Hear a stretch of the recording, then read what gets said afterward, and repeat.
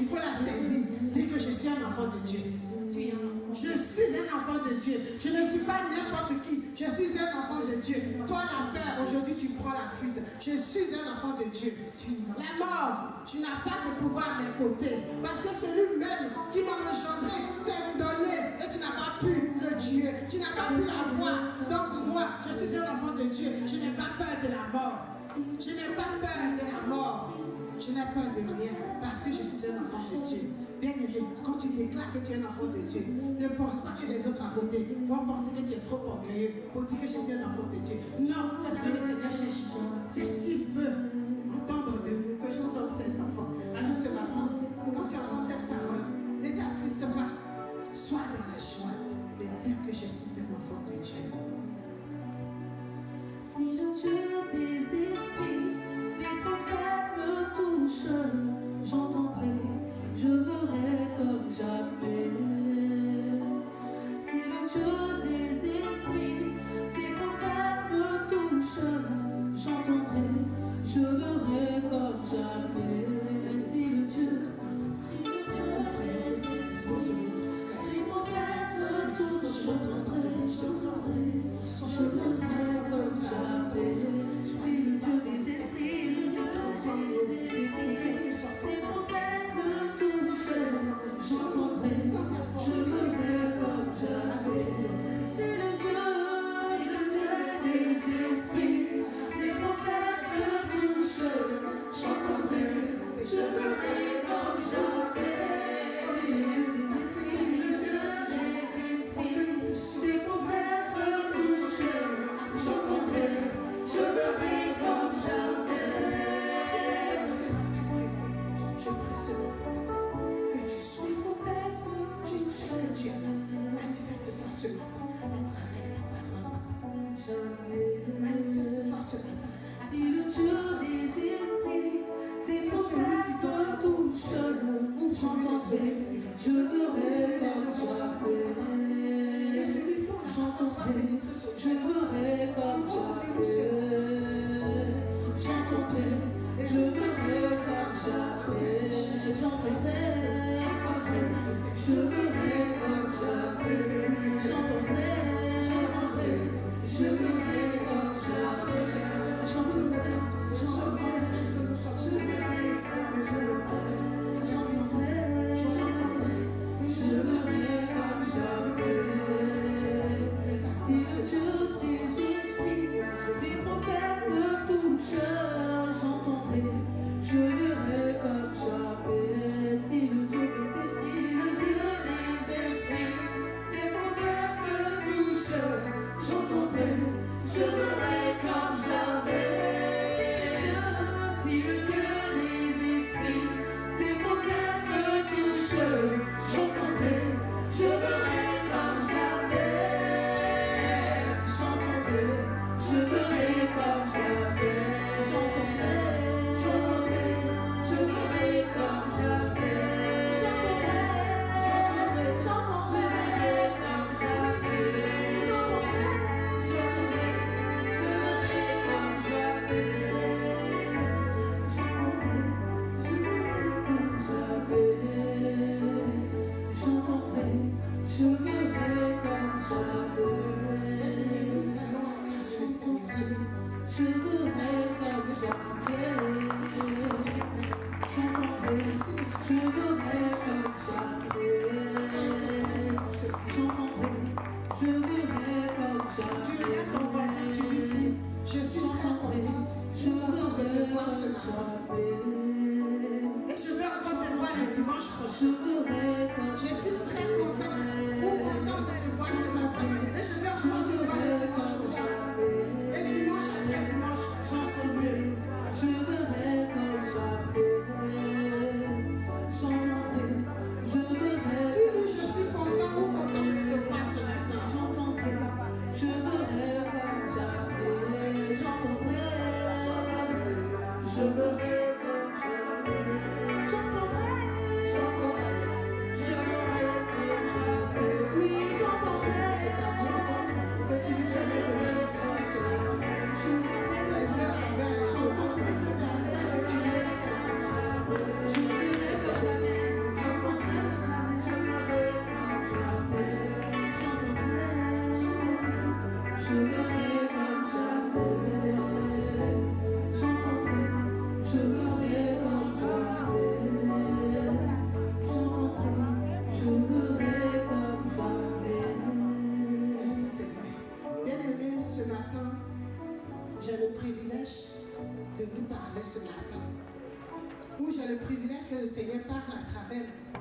bouche ce matin. Nous sommes toujours dans la série de la présence de Dieu.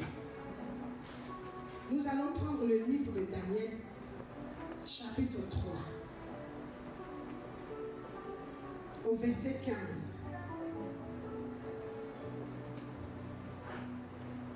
Pour que vous compreniez mieux, dans ce chapitre, il y a un roi qu'on appelle le roi Nebuchadnezzar, qui sur son royaume, il fabrique lui-même, il fait fabriquer par des hommes des statuettes qu'il adore. Parce que ce sont ceux-là qui représentent lui, c'est Dieu. Et il organise une grande fête pour pouvoir adorer ces statues. Mais auparavant, il avait pris des enfants d'Israël en captif chez lui. Et il leur donne que tout le monde vienne adorer ces dieux. Et à sa grande surprise, il y a des personnes qui ne se présentent pas à cet événement qu'il donne pour adorer ces dieux qu'il a fabriqués par ses propres mains. Donc le thème, c'est l'assurance de la présence de Dieu. Le dimanche dernier, le prophète nous a parlé de la présence de Dieu. Mais maintenant qu'on a la présence de Dieu, qu'est-ce qu'il faut faire pour savoir qu'on a vraiment l'assurance qu'on a la présence de Dieu, qu'on est dans la présence de Dieu en toutes circonstances? Et c'est ce que nous allons voir ce matin. Daniel 3, verset 15. Maintenant, tenez-vous prêts. Et au moment où vous entendez le son de la trompette, du chalumeau, de la guitare, de la cornemuse et de toutes sortes d'instruments, vous prosternerez et vous adorez la statue que j'ai faite. Si vous ne l'adorez pas, vous serez jeté à l'instant même dans une fournaise ardente. Et quel est le Dieu qui vous délivrera de ma main? Une question intéressante pour un chrétien. Quel est ce Dieu qui viendra vous délivrer de ma main? Moi le roi, moi le président de la République, quel est ce Dieu qui viendra te délivrer de ma main? Moi qui suis ton supérieur hiérarchique, quel est ce Dieu qui viendra te délivrer de ma main? Moi qui suis ton chef d'équipe, quel est ce Dieu qui viendra te délivrer de ma main? Question.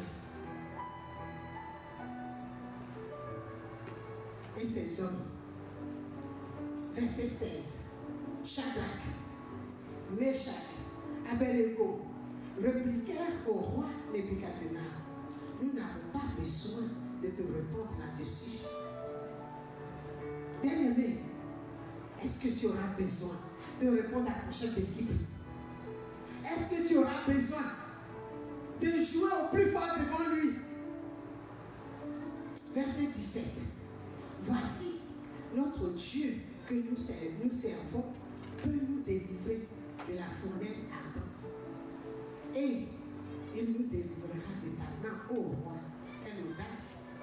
Sinon, sache, ô roi, que nous ne servirons pas tes dieux et que nous n'adorons pas la statue d'or que tu as élevée. Waouh! Quelle audace! Bien-aimé, est-ce que je suis capable de parler comme ça devant le président de la République? Est-ce que je suis capable? Mais même si on dit, c'est elle, mets-toi là, le président dit, je cours, je vais me placer. Mais là, ils ont dit non, nous n'allons pas adorer ton Dieu. Tu nous menaces de nous jeter dans la fournaise ardente. Vas-y, fais ce qui te plaît. Mais non. Bien-aimé, vous avez vu l'audace de ces trois hommes. C'est parce qu'ils savent, ils sont sûrs et ils ont confiance qu'ils ont un Dieu avec eux, qu'ils n'ont pas n'importe qui, et qu'ils ne vont pas fléchir leurs genoux devant une statue qui a été fabriquée par les hommes. Ils ne vont pas fléchir leurs genoux devant un tableau qui a été fabriqué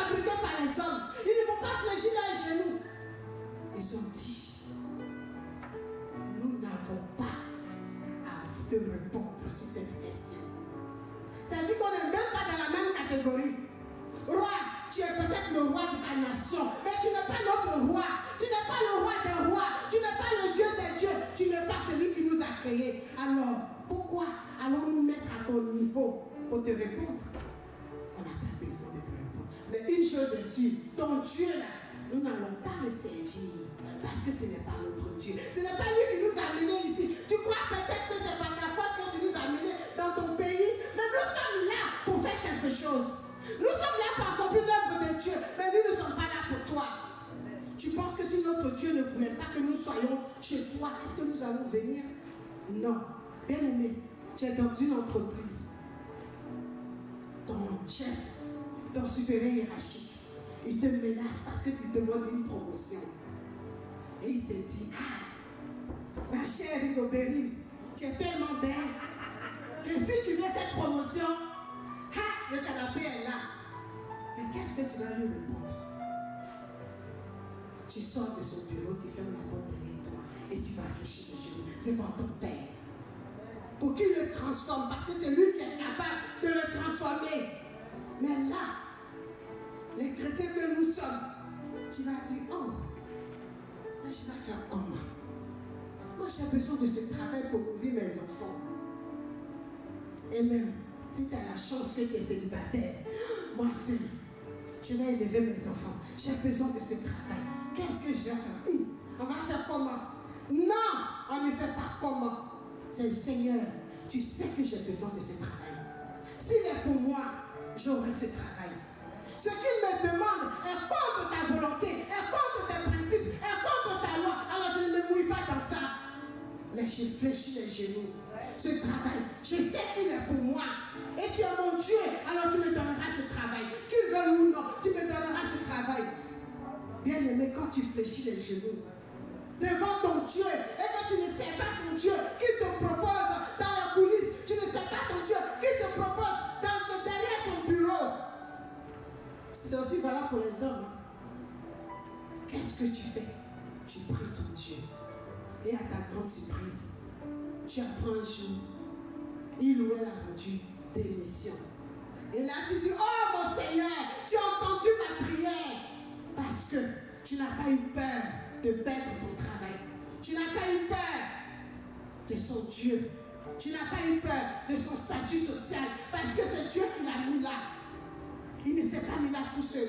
Et pour être là, c'est quelqu'un qui l'a aussi élu pour qu'il soit là. Alors tu n'as pas peur. Bien aimé, c'est ce que ces trois hommes ont fait.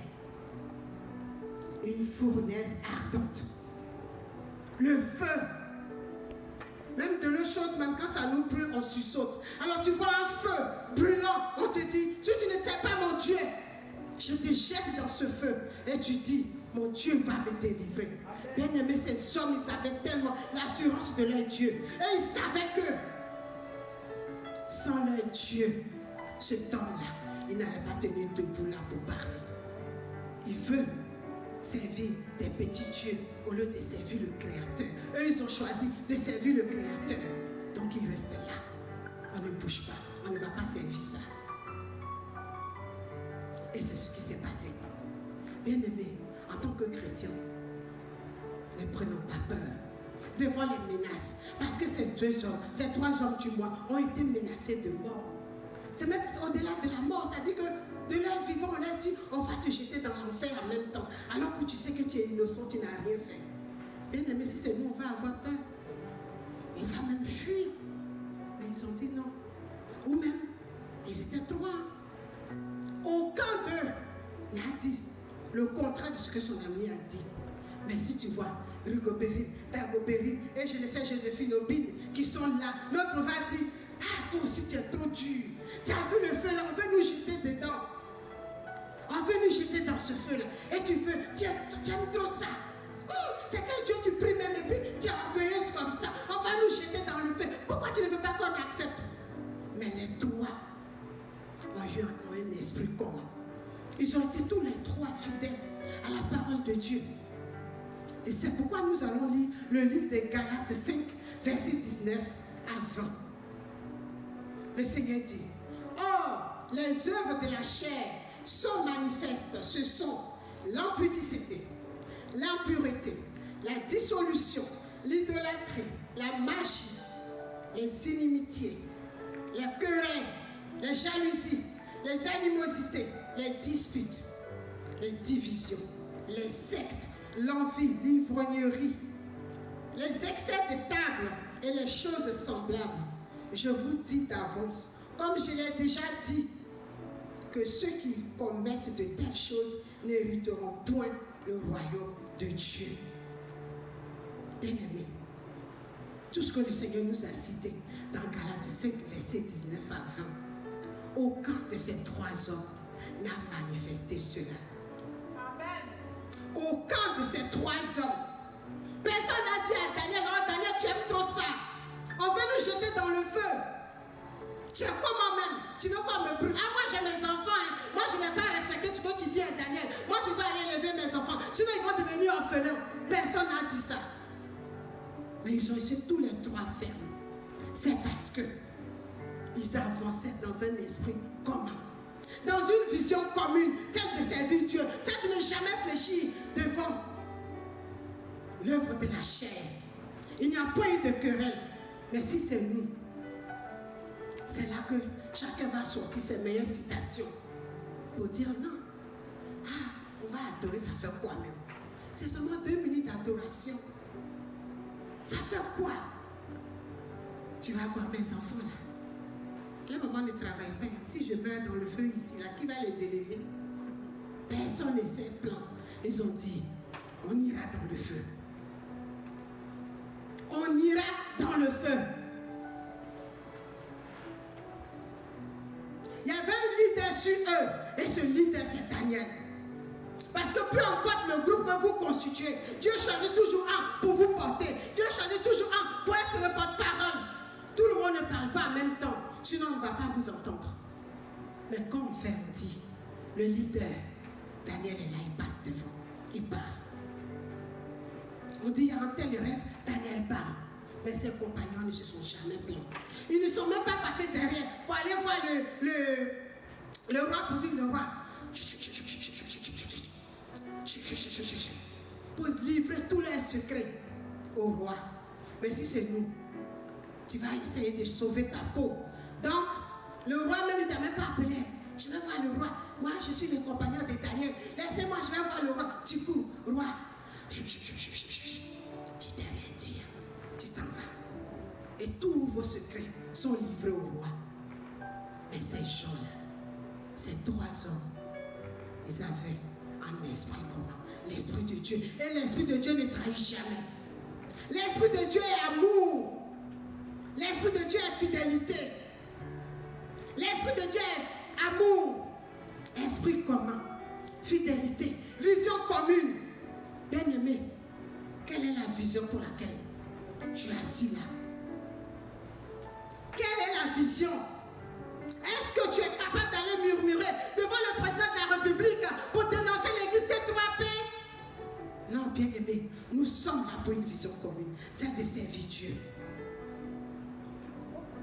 Dès ce matin, ressaisissons-nous. Lorsqu'on est dans un groupe, il faut avoir une vision commune. Et la vision, il faut la respecter. Peu importe ton diplôme, peu importe ton statut social dans la vie, il faut respecter cette vision. Ne te dis pas, aujourd'hui, moi j'ai mis des chaussures à talons. Elle a porté des baskets. Donc, je suis plus intelligente qu'elle. Ou aujourd'hui, moi j'ai mis le dernier cri de mon costume. Et lui, il est venu en pyjama, donc je suis mieux que lui. Non, il est le leader. Il est en pyjama, mais c'est lui que Dieu a choisi. Alors tu obéis ce qu'on dit. Et c'est à ça que Dieu nous appelle. Il n'y a point de querelle dans ces hommes.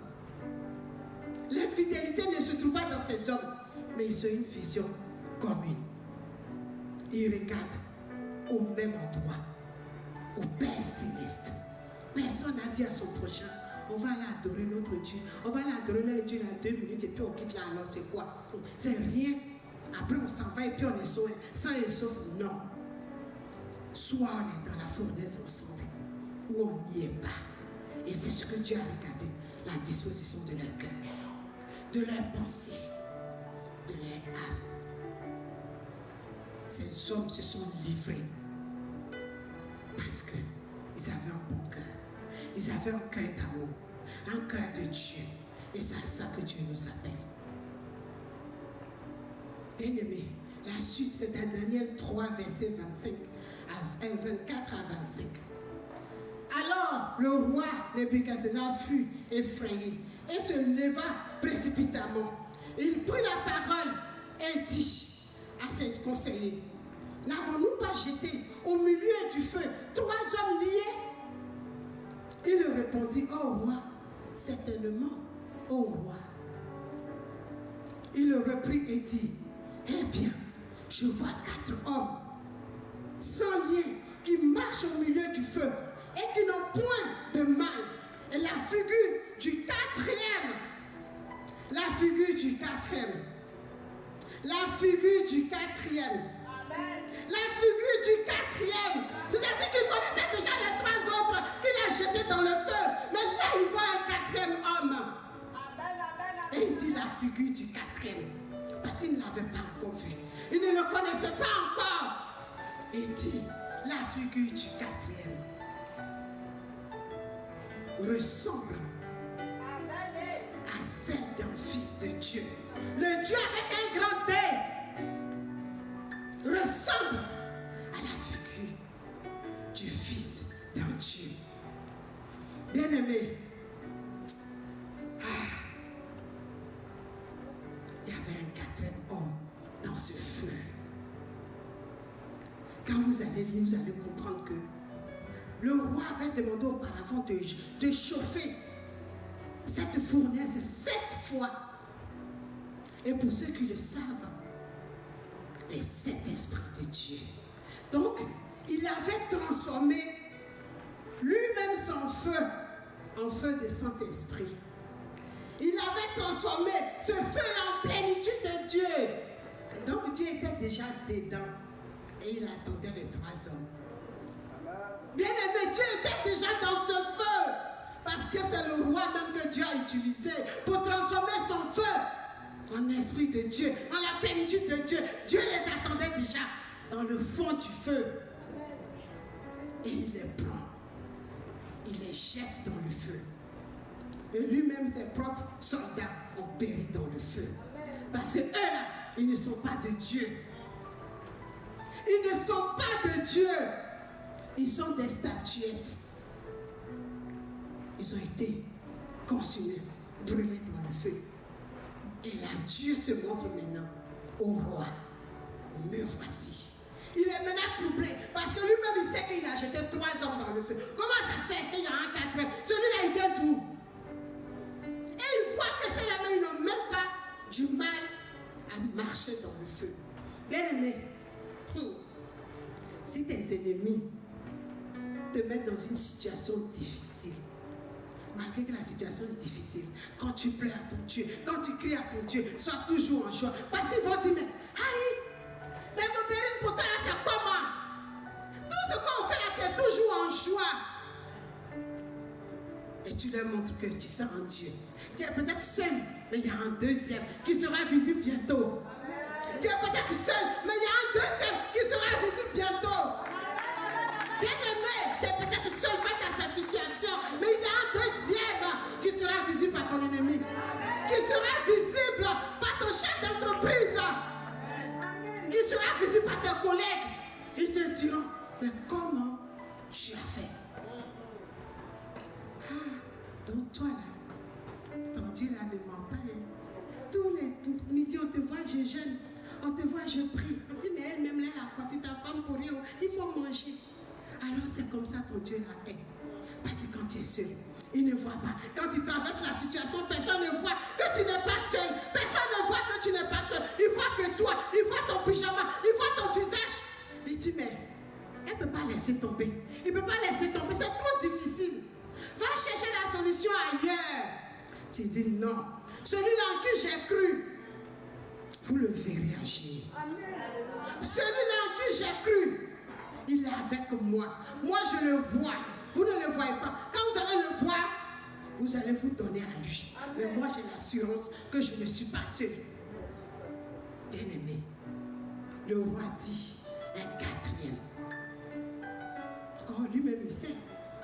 jeter 3.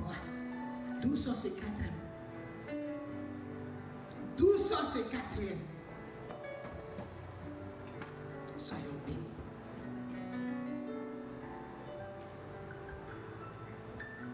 Merci Seigneur. Il faut que nous sachions que nous ne sommes jamais seuls. Je ne sais pas quelle situation tu traverses. Je ne sais pas combien de temps cette situation dure. Mais ne va pas chercher la solution ailleurs. Laisse les gens t'humilier. Laisse les gens te menacer de mort. Laisse les gens te menacer de te virer de ton travail. Laisse les gens te menacer. Mais aie l'assurance que tu n'es pas seul. Aie l'assurance que tu n'es pas seul. Que ton Dieu est avec toi. Si eux ils ne le voient pas, toi vois-le. Parce que tu sais où tu le trouves. Et tu sais où lui-même il se trouve en toi. Parce que si il doit être en toi aussi, il ne faut pas écouter ce qu'ils disent. Il ne faut pas non plus que ton cœur soit troublé. Il ne faut pas rentrer dans leur jeu. Pour dire, ah, la collègue elle me dit, va s'asseoir là. De toute façon, la chef t'a parlé aujourd'hui à la réunion là. Moi, je n'ai pas aimé. Hein. Si c'était moi là, oh, je n'allais même pas. Comment ça se fait que tu n'as rien dit? Il faut dire, laisse. Mais tu sais où tu vas l'attaquer. Tu sais devant qui tu vas aller porter plainte pour dire, Seigneur, tu vois cette dame, tu vois ce monsieur, façon il m'humilie. Seigneur, que l'humiliation aille dans son camp. Au nom de Jésus, que l'humiliation aille dans son camp. Parce que moi, je sais que tu es un Dieu de victoire, que je sais. Et tu ne me laisseras pas dans l'humiliation toute ma vie. Tu n'auras pas un autre homme à part moi, mais moi, je vais peut-être dans ta vie. Bien-aimé, ok, merci. Que Dieu te bénisse. Prends ton chemin, va-t'en. Mais moi, le Dieu que j'adore, il a dit, il n'est pas pour que l'homme reste seul. Alors pourquoi je resterai seul? Mais un jour viendra et dira, donc toi tu vas à l'église tous les matins avec mes enfants là, c'est comme ça. Ton Dieu que tu pries là, c'est comme ça il est. Et il va voir ton Dieu à ton côté. Il va dire, désormais, je vais servir ton Dieu. Quel est ce Dieu que tu sais? Parce que moi je pensais que tu étais en train de plaisanter. Je pensais que tu t'affamais pour rien. Ton chef va te dire, le poste que tu as convoité, le poste pour lequel tu m'as adressé ton courrier, ce poste-là, je ne voulais pas te le donner. J'avais prévu Rigobert pour ce poste. Mais je ne sais pas ce qui m'a pris. Hein. Je ne saurais même pas t'expliquer. Mais tu veux commencer quand? Amen. Le poste, il est à toi. Amen. La promotion est à toi. Vous étiez peut-être 5, 6 et je ne voulais pas de toi. Mais je ne sais pas pourquoi. Ce matin, je suis venue. Celle même que je voulais, Dieu l'a encore utilisée. Et finalement, toi qui ne dis jamais rien, toi qui fais comme si tu n'entends pas, et que les autres disent, viens, on va critiquer notre chef, parce qu'il t'a fait ça, il t'a fait ça. Tu dis, vous, allez-y le critiquer ailleurs, je ne suis pas dedans. Ce même chef va te dire, je ne sais pas, mais tiens. Et il va te donner le poste. Parce que quand ce poste est pour toi, que c'est le moment, ce n'est pas un être humain qui va t'empêcher de l'avoir. Quand Dieu décide de te délivrer de la fournaise ardente, un être humain ne peut rien faire contre toi. C'est celui-là même qui te jette dedans, qui y périsse. C'est celui-là même qui a creusé les trous contre toi, qui vont tomber dans ces trous. Bien-aimé, la présence de Dieu, il faut en avoir l'assurance. Il ne faut pas trembler devant des situations. Parce que les situations, il en aura toujours. Il en aura toujours. Pour finir, on va au verset 28 de toujours Daniel 3.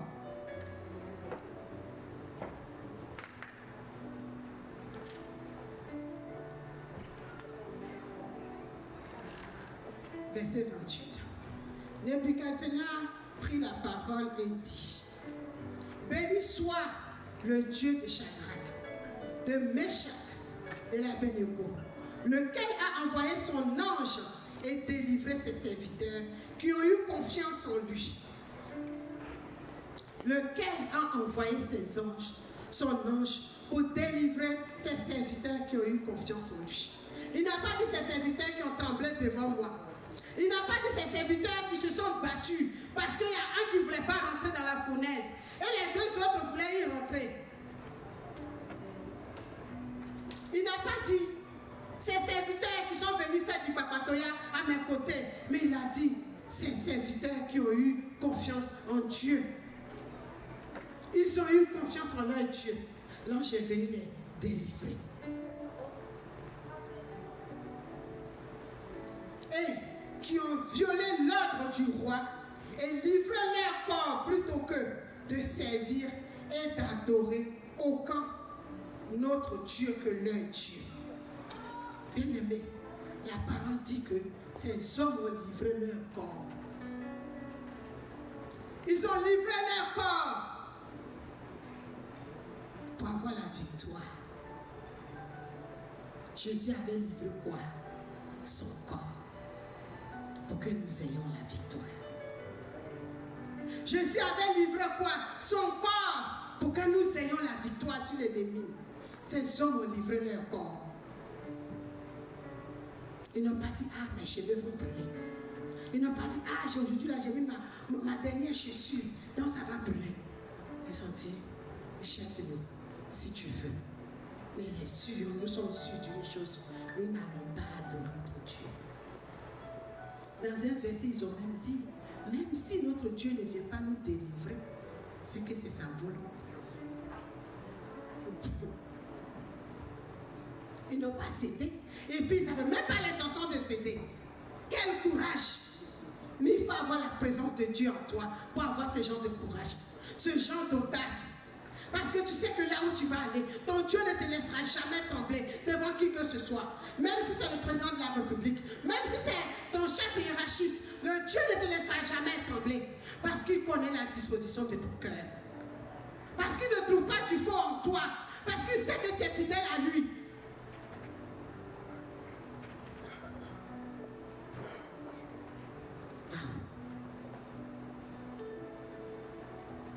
À la fin, tes ennemis eux-mêmes, ils vont venir adorer ton Dieu. À la fin, tes ennemis vont venir adorer ton Dieu. Parce que même si un homme est fou comme on met un feu là, on jette 3 hommes, il y a 4 qui sortent de là, on voit 4. Ces hommes-là sortent de là avec leurs habits bien repassés, avec leurs cheveux bien coiffés. Bien-aimé, même si tu es comment, tu ne peux pas rester indifférent devant cette situation. Qu'est-ce que tu vas faire? Tu vas te livrer toi aussi à ce Dieu-là pour dire, il adore un Dieu véritable. Celui qui est capable de les délivrer de toute situation. Celui qui est capable de leur donner la victoire devant toute situation. C'est à ça que Dieu nous appelle en tant que chrétiens. Être ferme. Avoir de l'assurance de sa présence. Ne pas trembler devant les circonstances. C'est vrai, nous sommes humains. Mais quand tu as confiance en Dieu, ton cœur ne tremble pas. Quand tu as confiance en Dieu, tu n'as pas peur. Quand tu as confiance en Dieu, rien ne te fait peur. Quand tu as confiance en Dieu, tu dis c'est parce que ce n'est pas encore le moment. Quand tu as confiance en Dieu, tu dis Seigneur, je ne connais pas ton temps. Mais je sais que tu connais mon temps. Et quand ton temps viendra, mon temps s'alignera à ton temps. Quand ton temps viendra, Seigneur, mes ennemis, ceux qui se sont moqués de moi, ça ne sera plus ça. Ils vont dire, ah, la sœur, toi aussi, oh, frère Dagobert, ton Dieu là est fort, hein? Ah, le petit qu'on travaille dans le quartier avec lui là, depuis qu'il a donné sa vie à Dieu là, nous on se moquait de lui. Tu passes, on dit, oh, enfant de Jésus, tu vas à l'église ce matin encore. Tu dis rien, tu t'en vas. Mais quand ils vont voir ce que Dieu a fait dans ta vie, quand tes ennemis vont voir ce que Dieu a fait dans ta vie, Les sorciers de ton village, ils vont fléchir les genoux pour dire, mon fils, quel est ce Dieu que tu adores? Parce que nous-mêmes, on sait ce qu'on veut faire dans ta vie. Mais on n'y arrive pas. Quel est ton secret? On se lève la nuit, on te cherche, mais on ne te trouve pas. Quel est ton secret? On a dit que tu n'allais pas enfanter, mais te voilà, mère de 5 enfants. Quel est ton secret? Et c'est là, tu vas livrer ton secret. Parce que Dieu est là. Et ta vie leur montre ton secret. Et là, ils n'ont plus le choix. Ils fléchissent du genou. Ils donnent leur vie au Seigneur. Nous allons nous lever, acclamer le Seigneur ce matin. Nous allons acclamer celui-là même qui nous délivre de la fournaise ardente. Nous allons acclamer celui-là même qui nous sort de toute situation.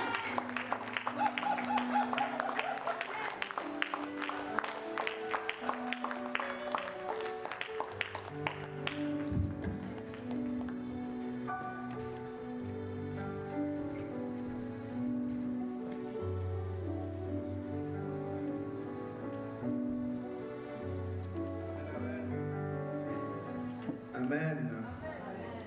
Est-ce que Dieu t'a fait du bien? Je dis, est-ce que Dieu t'a fait du bien au travers du message? Si Dieu t'a fait du bien, tiens-toi debout, acclame. Tiens-toi debout, acclame. Dis à ton voisin, est-ce que tu as l'assurance de la présence de Dieu avec toi? Secoue-le, réveille-le, secoue-le. Demande-lui, est-ce que tu as l'assurance de la présence de Dieu? Non, il faut bien lui demander parce que dès que tu sortiras de la salle pour aller à la maison, il y a des épreuves, il y a des tests qui vont se manifester devant toi. Il va falloir que tu manifestes l'assurance de la présence de Dieu. Est-ce que tu es sûr que Dieu est avec toi? Dans Exode 33, Moïse a dit à Dieu, il dit, si toi-même tu ne marches pas devant nous, ne nous laisse pas partir. Est-ce que tu es sûr que Dieu est avec toi? C'est de ça qu'il s'agit, il ne s'agit pas d'autre chose.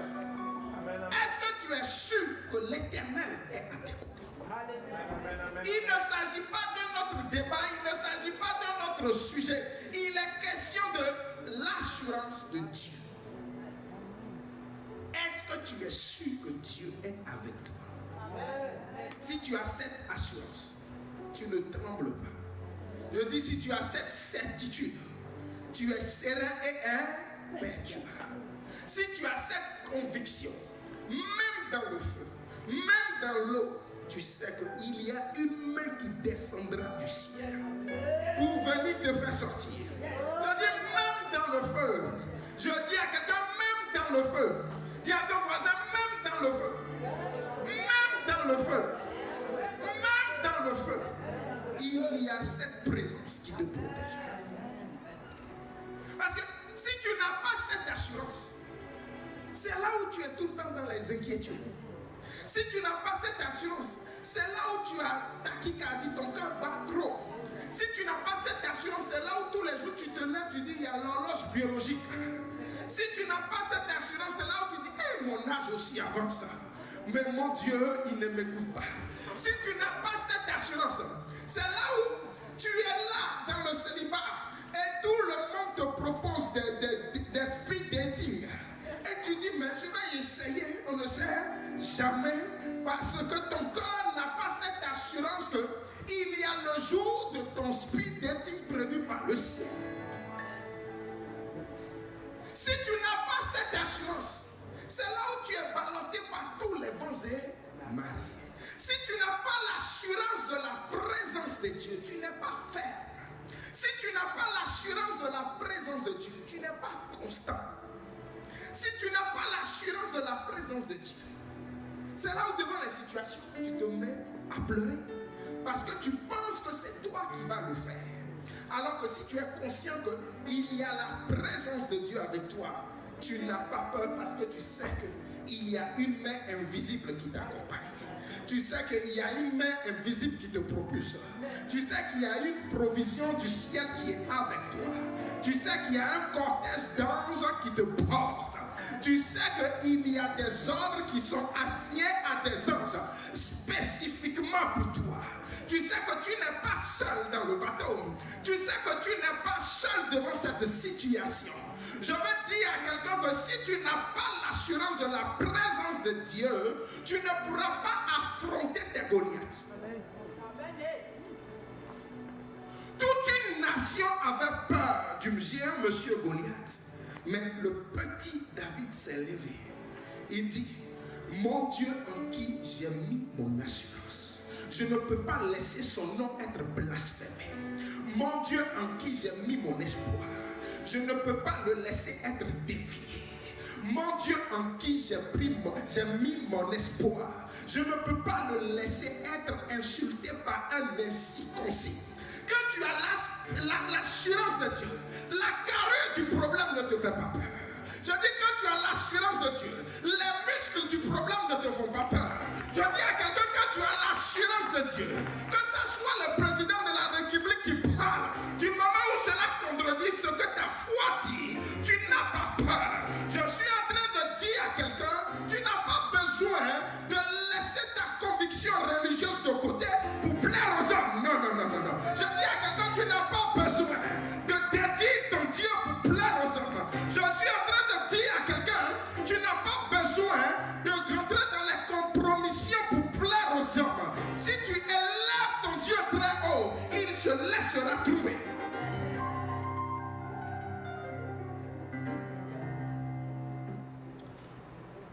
Non, ça fait 10 ans que je suis marié.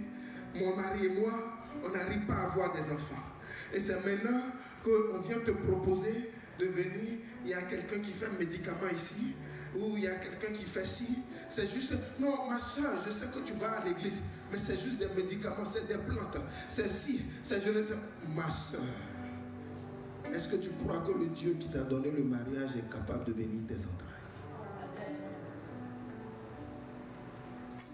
Est-ce que tu as l'assurance de la présence de Dieu dans ton foyer?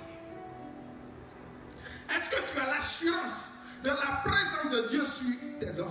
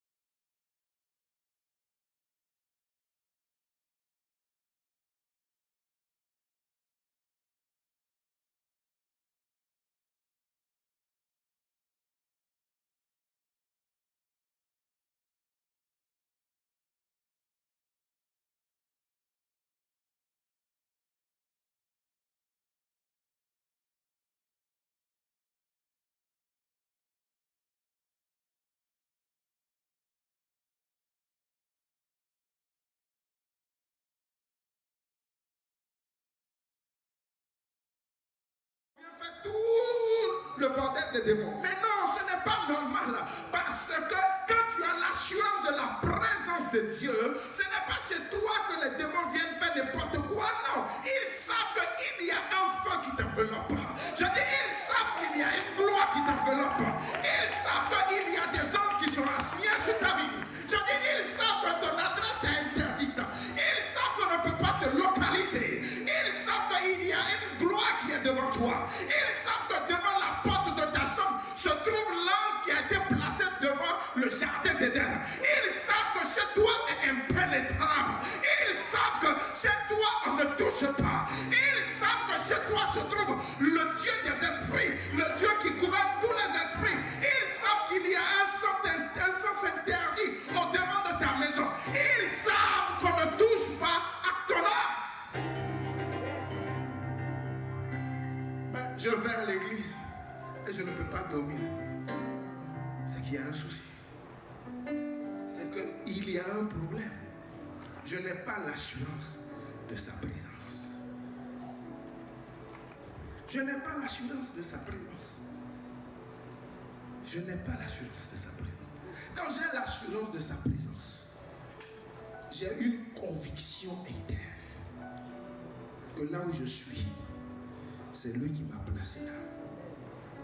Quand j'ai l'assurance de sa présence, quand il y a des troubles dans mon travail, quand il y a des troubles dans mon foyer, et je suis convaincu que c'est lui qui m'a envoyé là, quel que soit ce qui se passe, je reste là.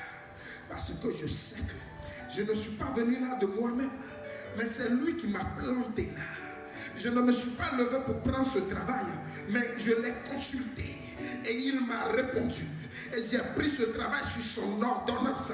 Alors même s'il y a le feu dans le travail, même s'il y a 1000 employés dans cette boîte, et les 99,99 sont contre moi, je sais qu'il y a un seul qui est avec moi.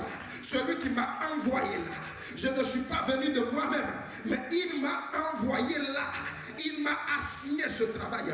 Je ne bouge pas, parce que je sais que même si toute la terre est contre moi, sa présence est à mes côtés. Sa présence m'a envoyé là. Sa présence me soutiendra dans ce défi. Sa présence me soutiendra dans cette adversité. Il y avait la famine en Égypte. Il y avait la famine à Guérar. Isaac voulait fuir Guérar. Et Dieu a dit à Isaac, ne bouge pas de là. Il dit, ne bouge pas de là. Je sais qu'il y a la famine. Tu veux quitter Guérar pour aller en Égypte. Mais je te dis, reste là où il y a la famine. Reste là où tout le monde meurt de faim. Reste là où il y a des défis. Reste là où personne n'a de papier. Reste dans cette nation qui est difficile et hostile aux étrangers. Je dis, reste là. Tu n'es pas venu là de toi-même, mais je t'ai télescopé, je t'ai envoyé, je t'ai téléquité là. Même si c'est une nation qui avale ses brebis, même si c'est une nation qui avale ses habitants, je te dis, reste là. Ne bouge pas, reste là. Je dis, même si tout est compliqué dans la nation, ne bouge pas. Mon Dieu te dit de te dire, reste là. Il dit à Isaac, reste là, quelles que soient les calamités. Parce que tu n'as pas besoin de l'assistance des hommes, mais tu as besoin de mon assistance. Tu as besoin de l'assistance de ma présence. La Bible dit que Isaac écouta l'Éternel. Il est resté ferme. Il est resté sur la présence de Dieu. Et la Bible dit que les années qui ont suivi, Isaac est devenu riche dans un pays frappé de famine. Parce qu'il a écouté la présence de Dieu. Je veux dire à quelqu'un, je ne sais pas quelle est la situation que tu traverses. Je ne sais pas par quoi tu passes actuellement. Mais s'il te plaît, ne goûte pas ce que les hommes disent. Ne fais pas ce que tout le monde fait.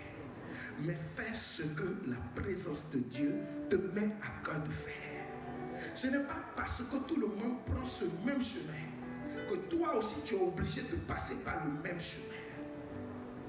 Ce n'est pas parce que tout le monde, quand ils arrivent dans tel pays, ils savent qu'on passe par ici, il faut prendre ce travail, il faut faire ci, il faut faire ça pour pouvoir t'en sortir, que toi-même, tu vas copier et faire ci, faire ça, prendre tel rouage. Non. Tu n'es pas comme tout le monde. Laisse-moi te dire que tu n'es pas comme tout le monde. Tu n'es pas comme tout le monde. Même si tu penses que les autres sont en avance sur toi, reste tranquille. Reste à ta place et continue à garder ta confiance en ton Dieu. Continue à garder ta confiance dans l'assurance de la présence de Dieu que tu as. Et dans très peu de temps, tu verras que toutes les personnes qui se croyaient en avance sur toi, ils seront surpris d'être étonnés que tu les as dépassés.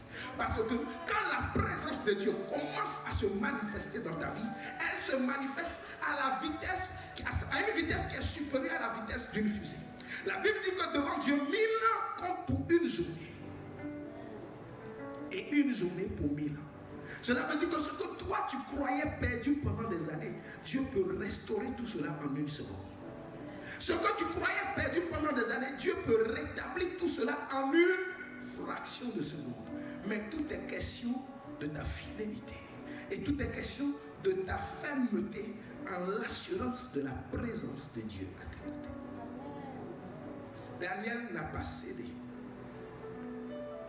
Daniel n'a pas cédé. Le roi Nebuchadnezzar a dit, quel est le Dieu qui vous délivrera de ma main? Vous savez, il y a des gens qui sont, pour eux, ils sont tout puissants. Pour eux, ils ont tellement de connaissances. Leur carnet d'adresse est tellement fourni que pour eux, il n'y a pas de loi. Ils peuvent se permettre tout ce qu'ils veulent. Parce que pour eux, ils pensent qu'ils sont intouchables. Et quand tu as affaire à des gens comme ça, si tu n'es pas fait dans ton assurance, en ton Dieu, tu ne peux pas tenir. Le roi Nebuchadnezzar dit, quel est ce Dieu qui vous délivrera de ma main? Parce que ceux qui sont venus avant vous, là, ils n'ont pas résisté. Ce n'est pas vous qui allez résister. Ceux qui sont venus avant toi dans ce travail, ils n'ont pas résisté à ce manager. Ils ont fini par démissionner. Et c'est toi qui veux tenir tête. Et ton manager viendra te dire, mais attends, tu es sorti d'où? Parce que j'en ai vu plein avant toi, mais qui ont fini par fléchir. Mais toi, on dirait que quel que soit ce que je fais, tu es là et tu tiens ferme. Tu ne vas pas démissionner. Tu dis non, non, non, je ne compte pas démissionner parce que je me plais dans ce travail. Je ne compte pas démissionner parce que je me plais là. Je ne suis pas venu là pour partir parce que toi tu fais des manières. Non, j'ai été missionné pour être là. J'ai dit, j'ai été missionné. Je suis venu là en tant qu'ambassadeur du royaume des cieux. Si quel que soit ce que toi tu fais, ce n'est pas mon problème. Du moment où je ne reçois pas l'ordre de mon roi qui me dit retourne, rentre au pays, quitte ce travail, je ne retourne pas. Ce manager, parce qu'il a déjà fait plier beaucoup, il croit qu'il va te faire plier. Et il te dira, mais tu comptes sur quoi? Qu'est-ce que tu as de différent par rapport aux autres qui sont partis? Et tu lui diras, j'ai l'Éternel des armées. J'ai le Christ ressuscité. S'il ne me dit pas de quitter cet emploi, je ne quitte pas. Devant une telle audace, c'est le manager qui finira par céder. Parce qu'il verra l'audace de ta foi. Il verra l'assurance que tu as dans la présence de ton Dieu à tes côtés. Il va résister. Parce qu'il n'a jamais vu quelqu'un lui résister. Mais il finira par fléchir genoux aussi longtemps que toi tu resteras ferme. Mais si tu commences à trembler, le Seigneur a dit à Jérémie, il dit, si tu trembles, je te ferai trembler. Mais si tu ne trembles pas, je serai avec toi et tu resteras ferme devant ce peuple pour libérer mes mains. Si tu ne trembles pas, tu auras la victoire. Parce que ce que tu oublies, le Goliath qui est devant toi n'a aucune force comparée à ton Dieu. Ce que tu oublies, le Goliath qui est devant toi ne fait que t'intimider. La victoire est déjà de ton côté. Il faudra manifester de l'audace. Quand vous avez l'assurance dans la présence de Dieu avec vous, les gens peuvent croire que vous êtes teigneux. Les gens peuvent prendre votre audace pour de l'arrogance, mais ce n'est pas ça. Les gens peuvent vous prendre pour un fou, mais c'est parce que vous avez une conviction interne. Vous avez une force en vous qui vous maintient debout. C'est parce que vous savez que vous êtes assis sur quelque chose. Mais quand tu n'as pas l'assurance de la présence de Dieu avec toi, c'est là où tu deviens comme un bébé qui pleure, qui pleure, qui pleure. Bien aimé, il va falloir que tu réveilles l'assurance que tu as en ton Dieu ce matin. Il va falloir que tu rehausses le niveau de ta foi. Il va falloir que tu demandes au Saint-Esprit de t'aider à augmenter le niveau de ta foi. Les disciples ont prié, ils ont dit au Seigneur, augmente-nous la foi. Ils ont prié, ils ont dit au Seigneur, augmente-nous la foi. Autrement dit, augmente-nous l'assurance en ta présence à nos côtés. Parce que quand vous avez l'assurance de la présence avec Dieu, quand vous avez l'assurance de la présence de votre Dieu, votre niveau de foi est au sommet. Il n'y a aucune nouvelle qui puisse vous mettre à terre. Il n'y a aucun défi qui puisse vous mettre à terre. Quand vous lirez le psaume 91, la Bible dit, tu ne craindras ni les terreurs de la nuit, ni les flèches qui volent le jour. Mais à quel moment tu n'as aucune crainte contre les terreurs de la nuit À quel moment tu n'as aucune crainte contre les flèches qui volent le jour? Quand tu es serein et imperturbable, et quand tu sais que le Christ ressuscité est de ton côté. Parce que si tu n'es pas assis sur le rocher des âges, tu ne peux pas affronter les terrains de la vie. Si tu n'es pas assis sur le Dieu qui a vaincu celui qui avait la puissance de la mort, tu ne peux pas affronter les flèches qui volent le jour. Tu as intérêt à être assis sur le rocher des rochers. Quand vous avez l'assurance de la présence de Dieu à vos côtés, vous êtes très audacieux, vous êtes constant, vous êtes ferme et surtout vous êtes endurant parce que vous avez confiance en Dieu. Vous savez qu'il a un temps pour vous et vous savez que quand son temps viendra, il n'y a aucune main qui puisse l'arrêter. La Bible dit dans le livre d'Apocalypse que quand il ouvre, personne ne peut fermer. Et quand il ferme, personne ne peut ouvrir. Tu as l'assurance que ton temps viendra. Et quand ton temps viendra, oh ma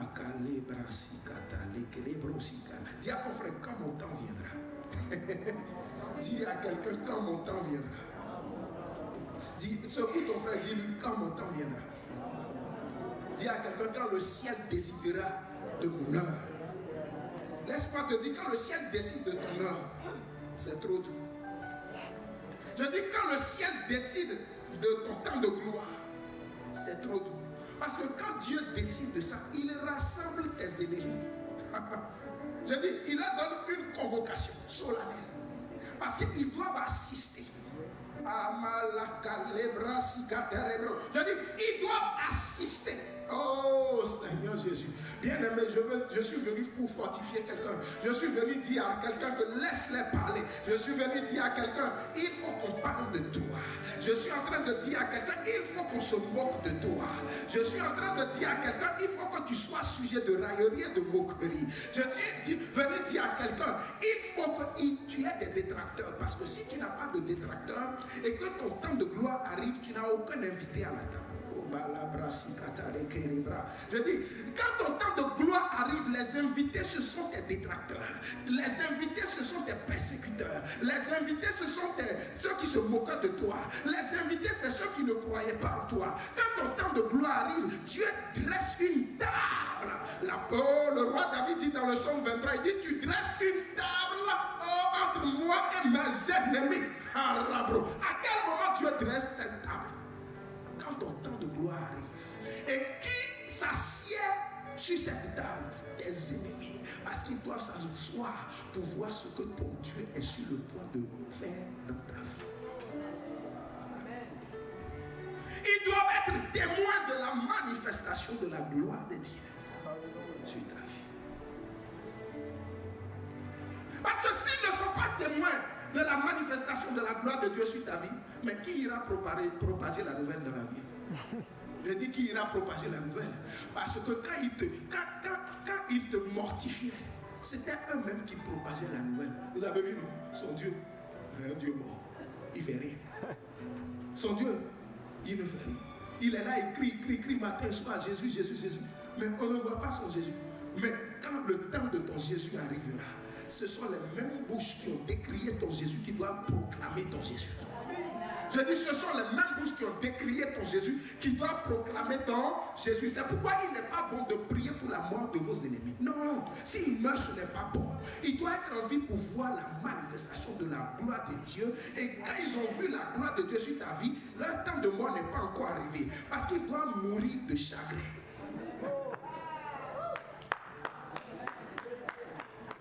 Meurs rapide, là, c'est pas bon. C'est une récompense pour eux. Mais quand on meurt à petit feu, de chagrin, d'amertume, d'aigreur, ça c'est trop dur.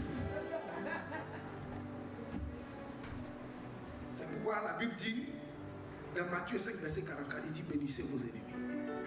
Faites du bien à ceux qui vous en veulent. Parce qu'en faisant ainsi, ce sont des braises de feu et de charbon que vous déversez sur eux.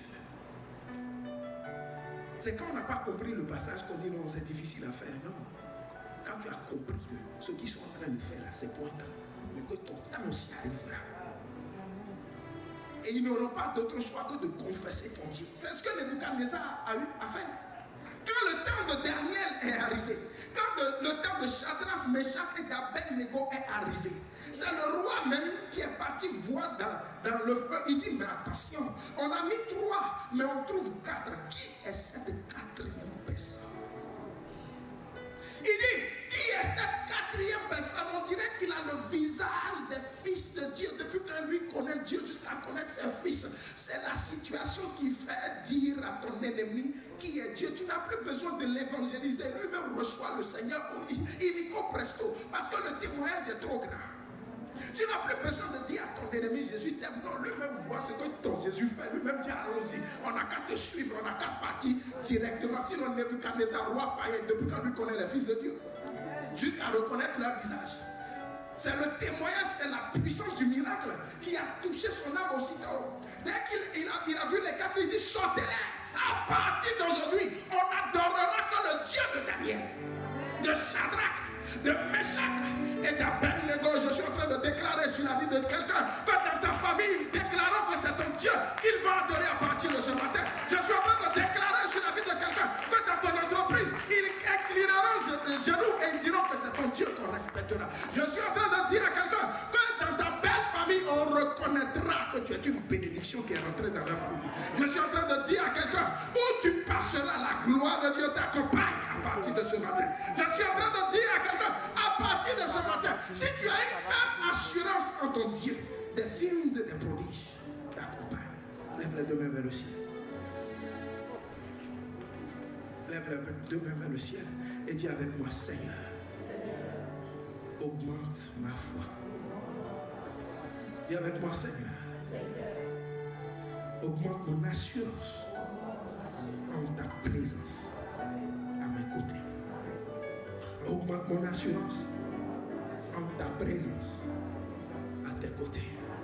Augmente mon assurance en ta présence à tes côtés. Augmente mon assurance en ta présence à tes côtés. Je déclare ce matin que les doutes disparaissent, les inquiétudes disparaissent. Et maintenant, l'assurance, la fermeté, la constance, l'audace qui vient du Saint-Esprit me remplit ce matin. Me remplit ce matin. L'assurance en la présence de mon Dieu à mes côtés, quelle que soit la situation, me remplit ce matin. Me remplit ce matin. Et tel Daniel, Meshach, Shadrach et Abednego, je déclare ce matin que mon Dieu me délivrera. Il me délivrera. Il me délivrera. Quelles que soient les adversités, il me délivrera.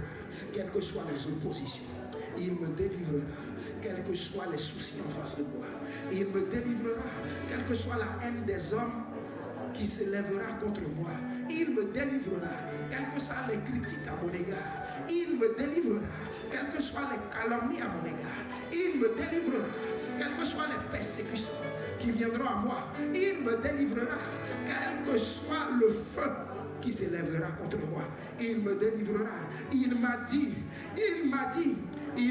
même si tu es dans l'eau, les eaux ne te submergeront pas. Il m'a dit, même si tu es dans le feu ne te consumera pas, parce qu'il est ma protection, il est mon refuge, il est ma haute retraite. En lui, j'ai mis mon assurance, en lui, j'ai mis ma confiance. Je demande à l'Esprit du Seigneur de venir augmenter mon assurance en mon Dieu. Je demande à l'Esprit du Seigneur de venir augmenter ma foi en mon Dieu. Je vous demande à l'Esprit du Seigneur de venir augmenter ma détermination. Élève la voix, prie Dieu. Élève la voix, prie Dieu. Élève la voix, prie Dieu. Je veux entendre quelqu'un prier. Je veux entendre quelqu'un demander le soutien du Saint-Esprit. Je veux entendre